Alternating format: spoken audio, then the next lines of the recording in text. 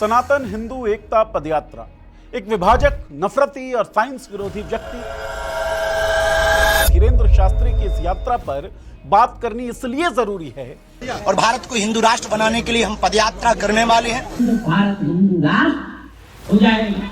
भगवान गणपति की से हम प्रार्थना कर रहे हैं, जल्दी भारत हिंदू राष्ट्र घोषित हो। भारत को हिंदू राष्ट्र बना कर रहेंगे। क्योंकि इस यात्रा में 2 मुख्यमंत्री और एक पूर्व मुख्यमंत्री के अलावा कई बड़े नेता, मंत्री और सेलिब्रिटीज शामिल हैं। धीरेंद्र शास्त्री ने इस यात्रा में प्रधानमंत्री मोदी के समर्थन की बात भी कही। हिंदू राष्ट्र की मांग करने वाली इस यात्रा में मुख्यमंत्रियों का शामिल होना, यात्रा को पीएम का समर्थन होना खतरनाक है। इस यात्रा के दौरान ही दिल्ली में बम ब्लास्ट हुआ और उसके बाद धीरेंद्र शास्त्री बोलता है कि तुम्हें बम फोड़ने वालों का राष्ट्र चाहिए या सुरक्षा करने वालों का। प्रोमिनेंट पॉलिटिकल लीडर्स के साथ साथ जो बड़े बड़े सेलिब्रिटीज इस यात्रा में शामिल हुए या जिन्होंने यात्रा का समर्थन किया, क्या वो सब मुसलमानों को एलियनेट करने और देश की आत्मा को खंडित करने के प्रयासों में शामिल नहीं माने जाने चाहिए? 1980 के दशक में जिस तरह राम जन्मभूमि आंदोलन चली, क्या उसी तर्ज पर धीरेंद्र शास्त्री कृष्ण जन्मभूमि को लेकर सांप्रदायिक माहौल बिगाड़ने के राजनीतिक प्रोजेक्ट की नींव रख रहे हैं? फ्रॉड बाबा के इस एपिसोड में बात धीरेंद्र शास्त्री की नफरती पदयात्रा की।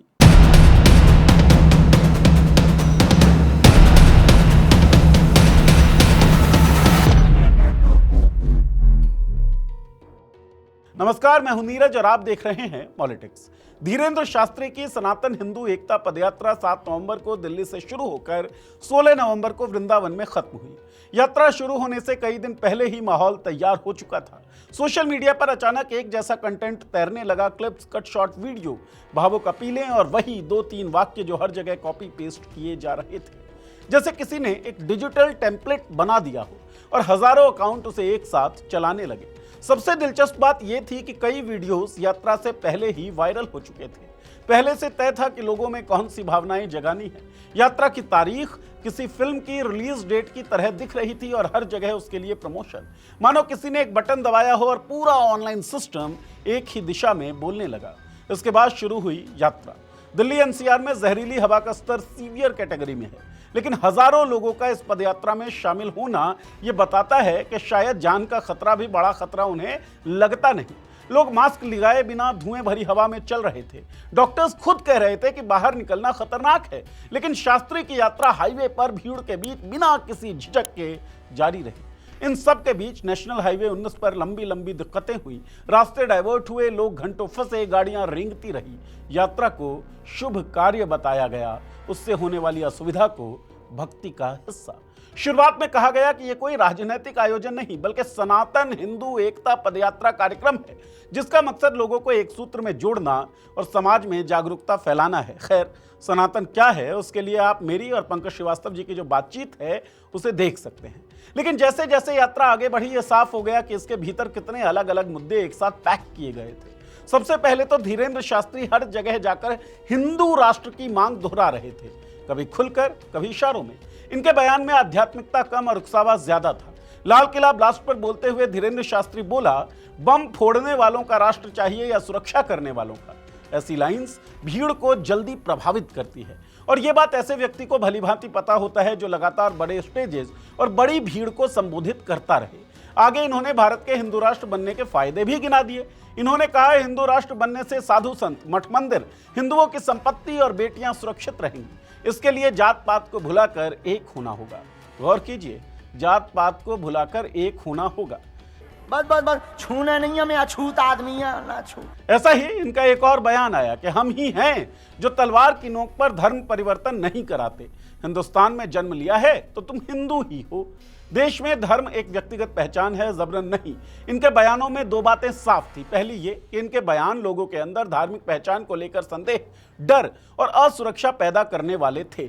दूसरा, इनके बयानों की भाषा ऐसी थी जो भीड़ को एक तरफ खड़ा करने में मदद करे। इससे राजनीति लाभ लेना आसान हो जाता है और किस तरफ खड़ा करना चाहते थे ये लोगों को, किस तरह की भावनाएं जागृत करना चाहते थे, ये आप और हम समझ सकते हैं। इसके साथ ही धीरेंद्र शास्त्री ने कृष्ण जन्मभूमि की मुक्ति का बयान भी बार बार दिया। इसके बाद उन्होंने 5 बड़े संकल्पों की बात की। हर व्यक्ति 5 परिवारों को कट्टर और जागरूक हिंदू बनाने का वादा ले। हर घर पर भगवा झंडा लगाया जाए, साधु संतों को एक मंच पर लाया जाए, घर वापसी अभियान चलाया जाए और देश के सभी प्रमुख तीर्थ स्थलों पर मांस मदिरा प्रतिबंध की मांग की गई। मांस मदिरा प्रतिबंध की मांग के बाद कई लोगों की गुंडागर्दी खुलकर सामने आई। शराब की दुकानों पर जाकर तोड़फोड़ किया गया। यह दिखाता है कि इनके लिए भीड़ का गुस्सा उपयोगी है, इसलिए उसे नियंत्रित करने की जरूरत तक वो महसूस करते नहीं। जैसे जैसे यात्रा आगे बढ़ी, यात्रा के अराजनीतिक होने का दावा खुद ब खुद ध्वस्त हो गया। राजनीतिक चेहरे, राजनीतिक संदेश और राजनीतिक फायदे साफ साफ नजर आने लगे। किसी धार्मिक आयोजन में एक दो नेता दिख जाएं तो उसे सामान्य माना जा सकता है, लेकिन यहां तो पूरी की पूरी राजनीतिक जमात पहुंच गई। दो मुख्यमंत्री, मध्य प्रदेश के मोहन यादव, हरियाणा के नायब सिंह सैनी यात्रा में शामिल हुए। पूर्व हरियाणा सीएम और मौजूदा केंद्रीय मंत्री मनोहर लाल खट्टर भी इस यात्रा में आए। इसके अलावा बीजेपी के कई मंत्री, विधायक, सांसद अलग अलग पड़ावों पर मौजूद थे। अब यह बात समझना मुश्किल नहीं है कि संवैधानिक पदों पर बैठे लोग किसी आयोजन में यूं ही नहीं पहुंच जाते।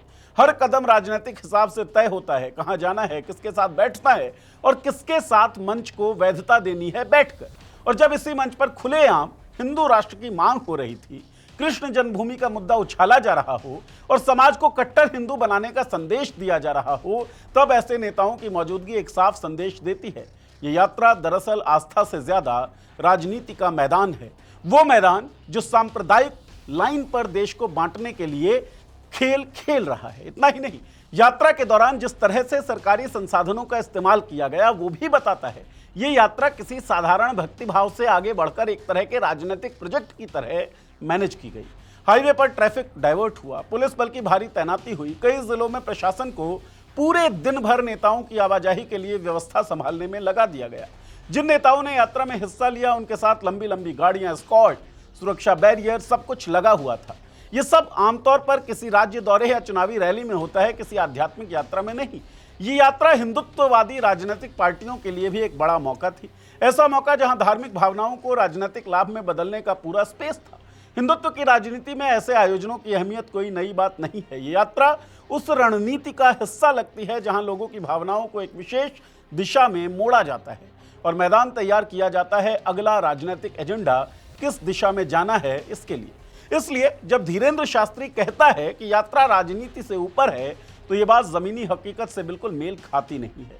धीरेंद्र शास्त्री की इस कथित हिंदू एकता यात्रा में कई सेलिब्रिटीज ने भी पार्टिसिपेट किया, लेकिन हैरानी की बात यह रही कि इस यात्रा से जुड़ने वाले सेलिब्रिटीज पर पहले से ही पुलिस कार्यवाहियां चल रही है। जैसे इस यात्रा से जुड़ने वाली शिल्पा शेट्टी के पति राज कुंद्रा पर ग्राफी का मामला चल रहा है, राजपाल यादव पर बैंक फ्रॉड का केस है, शिखर धवन पर गैम्बलिंग ऐप से मनी लॉन्ड्रिंग करने का केस चल रहा है। यहां सवाल यह है कि क्या इन लोगों के यात्रा से जुड़ने पर इन्हें इन पर चल रहे केसों में ढील देने का इशारा दिया गया था क्या? सीधा साधा जवाब देना मुश्किल है, पर संकेत तो मिलते हैं। जब बड़े चेहरे किसी धार्मिक राजनीतिक आयोजन में खुलेआम दिखें और उसी आयोजन पर सत्ता के कई लोग मौजूद हों, तो यह संभावना बनती है कि दर्शनीय उपस्थिति किसी तरह के सामाजिक या राजनीतिक लाभ से जुड़ी हो सकती है। इमेज रिपेयर, कानूनी परिस्थितियों पर नरमी का आश्वासन या फिर भविष्य में सरकारी मदद का नेटवर्क। भीड़ और मंच दोनों ही पावर का संकेत है। वहां खड़े होने से आप न सिर्फ दर्शकों की नजरों में आते हैं, बल्कि उन राजनीतिक कनेक्शंस के पास भी पहुंच जाते हैं जो आगे चलकर काम आए। भोली भाली जनता इसे सेलिब्रिटी का धर्मनिष्ठ होना मान लेती है, पर असल में ये बाजार है, रेपुटेशन का मार्केट है, नेटवर्किंग का मेला है और पैसा पावर का मेल है। इस यात्रा ने सेलिब्रिटीज के लिए एक ऐसा अवसर पेश किया जहां वो अपने बिखरे छवि पाठ को बाईपास कर सकते थे। मीडिया कवरेज, भीड़ का समर्थन, राजनीतिक निकटता के बदले में। अब जब पूरी कहानी सामने रखकर देखते हैं, धीरेंद्र शास्त्री की सनातन हिंदू पदयात्रा, भीड़, सेलिब्रिटी, मीडिया का तामझाम और हर तरफ फैला हुआ शोर शराबा, तो सबसे बड़ा सवाल यही उठता है कि आखिर ये सब था किसके लिए? क्या यह सच में किसी धार्मिक जागृति का अभियान था? क्या लोगों को कोई नई दिशा दिखानी थी, या फिर एक भव्य आयोजन जो आने वाले समय में सांप्रदायिक राजनीति के लिए धर्म की भावनाओं में जकड़ी आधारशिला रखे? सवाल यह भी है, अगर आप खुद को भविष्य देखने वाला कहते हैं, जैसा कि धीरेंद्र शास्त्री दावा करता है, अगर आप सच में आने वाली घटनाओं का अंदाजा लगा सकते हैं, तो फिर दिल्ली ब्लास्ट में पहले आपने सुरक्षा एजेंसियों को क्यों नहीं बताया? आपने इसे रोकने की कोशिश क्यों नहीं की? क्या आप चाहते थे कि घटना हो जाए ताकि स्टेज से बड़ी बड़ी बातें की जा सके? या फिर सच यही है कि आपको असल में कुछ पता है नहीं? और सबसे बड़ी आयरनी तो यह है कि जो व्यक्ति मंच से हिंदू एकता की बात कर रहा है, वही खुलेआम किसी इंसान को अछूत कहकर दूर हटा देता है। जब शब्दों में एकता और कामों में भेदभाव हो तो समझ में आ जाता है यात्रा समाज को जोड़ने के लिए नहीं बल्कि अपनी छवि और राजनीति को मजबूत करने के लिए तो है ही, साथ में समाज को तोड़ने के लिए है। कुल मिलाकर इस यात्रा में भक्ति कम राजनीति ज्यादा थी। धार्मिक नारों में लिपटा हुआ राजनीतिक संदेश, आस्था के नाम पर भीड़ जुटाना और चुनावी मौसम में लगातार शक्ति प्रदर्शन, ये सब मिलकर बताते हैं कि बाहर से भले ही इसे आध्यात्मिक दिखाया गया हो, लेकिन असल में ये एक राजनीतिक शो था। यहां धर्म सिर्फ चमकदार पैकेजिंग था और अंदर का पूरा कंटेंट सीधे सीधे राजनीति। एक आम आदमी जब सड़क पर खड़े होकर इस यात्रा को देखता है तो उसे लगता है कि शायद ये देश की परंपरा और संस्कृति को बचाने का बड़ा आंदोलन है। लेकिन जब थोड़ा करीब से देखते हैं, सेलिब्रिटी अपनी इमेज सुधारने के लिए आते हैं, राजनीतिक चेहरे माहौल बनाने का फायदा उठाते हैं और आयोजक अपना प्रभाव बढ़ाते हैं। जनता इस पूरे खेल की ऑडियंस भर बनकर रह जाती है। उसके धार्मिक भावनाओं को इस्तेमाल किया जाता है, लेकिन बदले में उसे मिलता क्या है? न रोजगार बढ़ता है, न शिक्षा में सुधार आ जाता है, न समाज में कोई ठोस बदलाव, बस भीड़ बढ़ती है, वीडियोस बनते हैं और नारा बदल बदल कर वही घूमता रहता है, धर्म खतरे में है। आखिर में जनता को ही सोचना होगा, क्या धर्म इतनी आसानी से किसी के प्रचार का साधन बन सकता है? क्या ये यात्रा समाज के लिए थी या फिर समाज का इस्तेमाल इस यात्रा के लिए हुआ? एक पैटर्न हमेशा देखा गया है, जब धर्म और राजनीति एक ही प्लेट में परोसे जाते हैं तो अंत में नुकसान जनता का होता है, देश का होता है, डेमोक्रेसी का होता है। 1980 के दशक में चालू हुए राम मंदिर आंदोलन के प्रभाव को हम देख चुके हैं। कैसे वो 1992 में बबरी मस्जिद के विध्वंस तक पहुंचा और कैसे उसने एक सांप्रदायिक राजनीति का बहुत बड़ा स्पेस क्रिएट किया। इसके बाद लगातार समाज में हिंदू मुस्लिम दंगे हुए, हिंदू मुस्लिमों के बीच जो फासला है वो बढ़ा और इसका फायदा एक दल ने उठाया, एक विचारधारा ने उठाया। नुकसान किसने उठाया? नुकसान उठाया आइडिया ऑफ इंडिया ने। तो अगर आप इंडिया को प्यार करते हैं, अगर आप इंडिया के आइडिया को प्यार करते हैं, तो आप समझ पाएंगे कि इस तरह के नफरती यात्राओं का परिणाम कितना खतरनाक हो सकता है। आपको क्या लगता है? अपनी राय इस वीडियो के कमेंट बॉक्स में लिखें। चैनल को सब्सक्राइब कर दें, बेल का आइकन दबा दें ताकि हमारे वीडियोस की नोटिफिकेशंस आपको मिलती रहे। शुक्रिया।